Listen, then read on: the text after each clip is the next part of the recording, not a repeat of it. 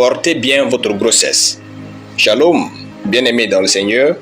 Notre méditation du jour s'intitule « Portez bien votre grossesse ».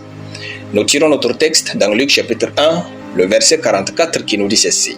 « Car voici, aussitôt que la voix de ta salutation a frappé mon oreille, l'enfant a tressailli d'allégresse dans mon sang. » Alléluia. Quand on connaît la destinée qu'on porte en nous, on ne vit pas comme tout le monde. Notre destinée est comme une grossesse sensible, il faut en prendre soin. Une femme enceinte ne fait pas ce que tout le monde fait. Elle ne mange pas ce que tous peuvent manger et ne va pas n'importe où.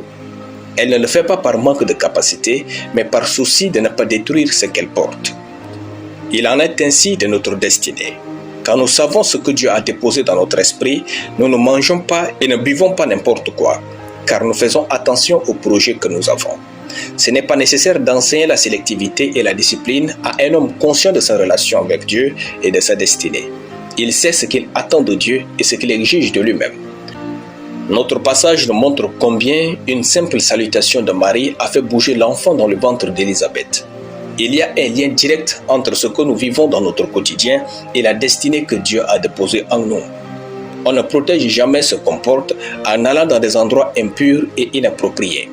On ne peut pas être un chrétien avec de l'impact et aimer aussi les choses du monde.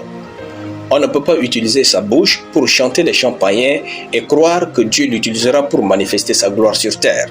Une vie chrétienne sans exigence personnelle ne produit rien de durable. En tant que chrétiens, nous devons savoir le niveau d'exigence que l'Esprit de Dieu attend de nous. En effet, se comparer aux autres aura tendance à nous donner une fausse fierté ou une impatience malsaine.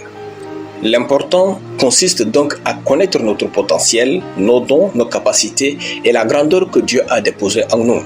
Notre véritable liberté commence par le fait de connaître la portée de notre destinée et d'agir au quotidien en conséquence pour l'accomplir.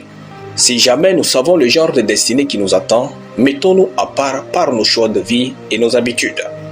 Notre destinée est la chose qui nous donne de la dignité sur l'éternité. Alléluia. Prions. Tendre Père, merci pour la glorieuse destinée que tu as placée en moi.